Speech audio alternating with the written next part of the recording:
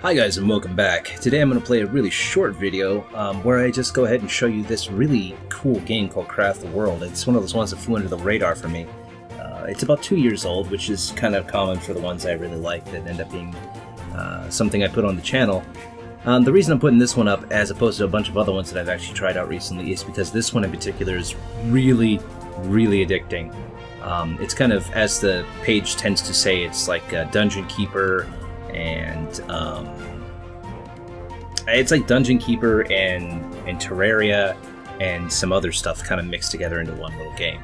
Now, if you look at this choose level, which is basically your save campaign, I've had this for like 3 or 4 days, so you can see it's pretty addicting. I'm going to go ahead and start a new one, just to show you guys what it's like. I'm not going to play for very long, just to show you what the gameplay looks like and all that. So, just to show you really quickly, this is your first level where you start out. There's a second level which is locked until you finish the first one, third, fourth. That one's really hard apparently. I haven't got there yet. It's about 30 hours in and I actually haven't gotten to even this one yet. And I will show you actually what my level looks like after I show you just the beginning parts. Now, they randomly start you here. They give you a little bit of a tutorial. We're going to skip it. You get one dwarf, I think, and you basically tell them what to do, so you can like right click and just drag and then they'll go dig stuff. And they start off with almost nothing, so if you equip, it'll give you a list of all the people you've got. She's got nothing. She's got a stone knife and like literally clothes and nothing else. Well, once she actually farms all this stuff out of the ground, I'm gonna go ahead and speed it up too. You can go ahead and speed that up right here, up to 2 times the speed. So she's just gonna go grab everything. Once she actually does that, you'll have your resources right up in here. You can see that stuff if you go to craft, and that's your raw materials. That's your right there, which isn't even open yet. Will be your extra materials, and you have your items, your gear, your stuff for building stuff with, and so on and so forth. So you can also dig all sorts of other different things too. So I can't dig underneath this. Basically, wherever they place you is where you're gonna end up having to be, because you can't move this stuff, but you can replace it with something. You just can't move it. In other words, if I actually start doing, say, wood flooring or something, I can actually get rid of the dirt floor if I want to. So just like in Terraria, there's a nice. There's a background and then there's a foreground. So you have to get rid of both if you want to actually have a sturdy section of the world. But unlike in Terraria where you have to have both to be secure for water, so far I have noticed all you have to do is just the front block. You don't actually have to do the back blocks to worry about like water tightness or even enemy tightness. I haven't actually seen any enemies care if you forget to put in the back blocks or whatever. And you can see I just leveled up, which gives me another dwarf, and right up here that gives you the level, and that's also your population.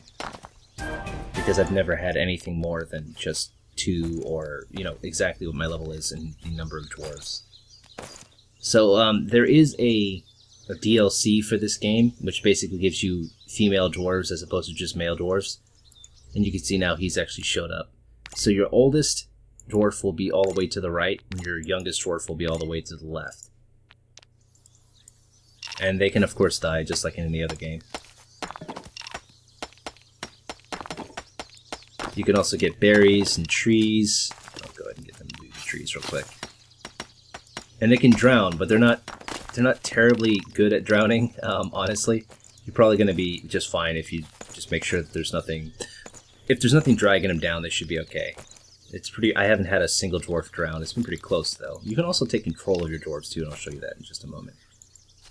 He's saying he can't get up there, which is BS. He can totally get up there. You also can't dig through because there's something up on top of it. So, if you click on one of these guys, you can tell them to go rest, go eat, equip, control. Control will allow you to do things like move around.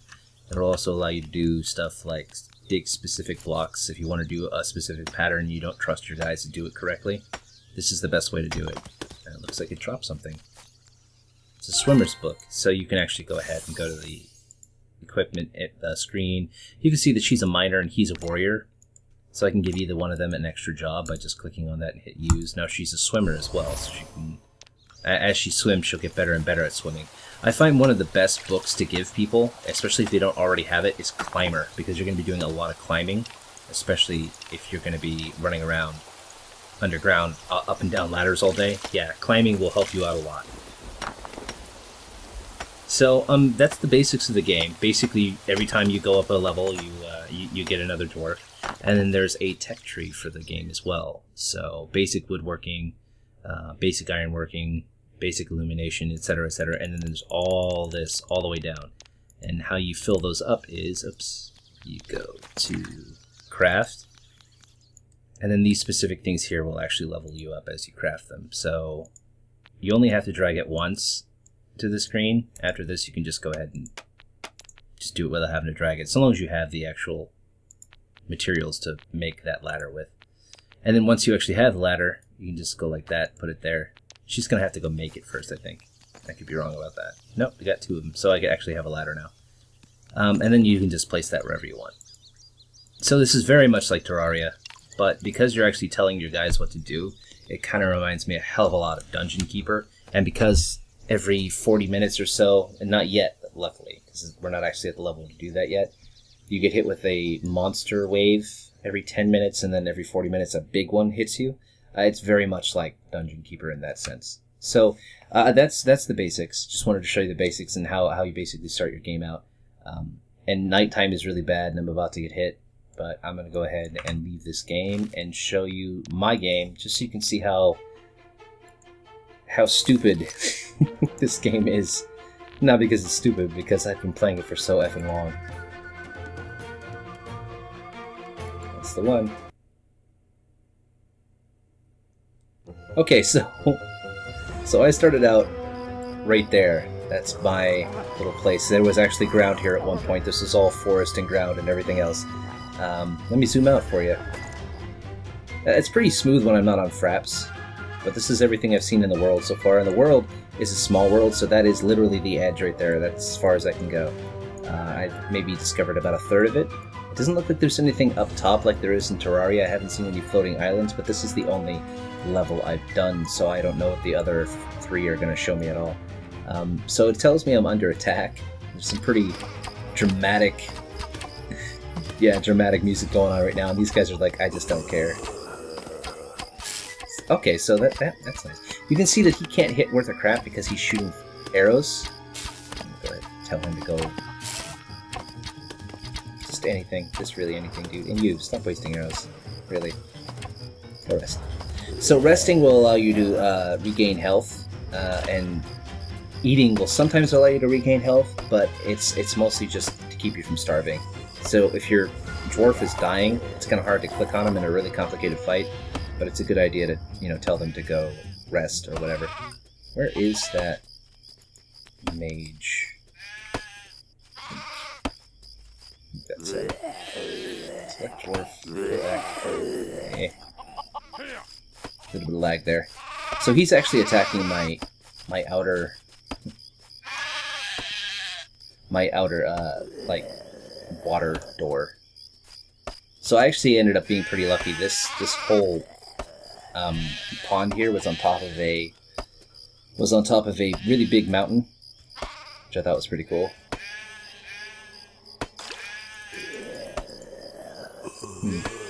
He's not wanting to swim for whatever reason. Yeah, he's not swimming. That sucks. And he's the only one who can shoot that.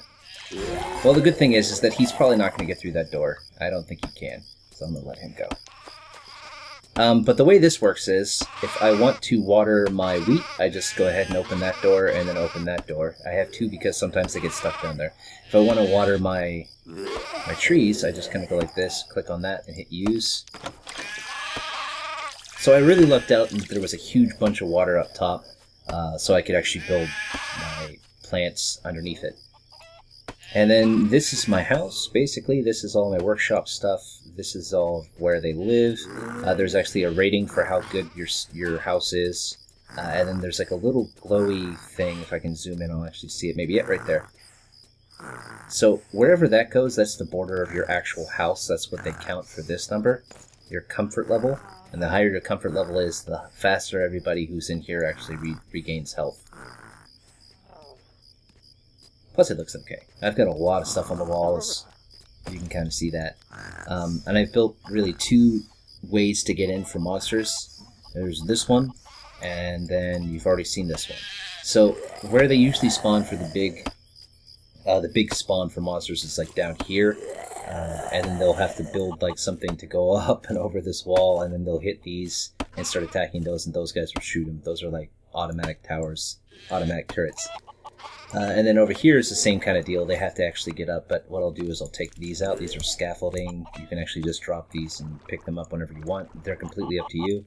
And then they'll have to come up through here, and they'll get shot as they come up. So usually even with the high, which this thing right here, this huge monster wave, even when that happens, it doesn't really seem to be a big problem. I have had them pop right here once, and that was pretty crazy, having to take care of that. And I also have had random goblin farms, just for whatever reason, start up on top of my roof. So I had to clear out all this stuff. I mean, it's not ridiculously interesting looking, I know, talking about this, but I had to clear out all this. I actually cleared out literally this whole thing and then rebuilt it because I didn't want them getting through because of where they spawn.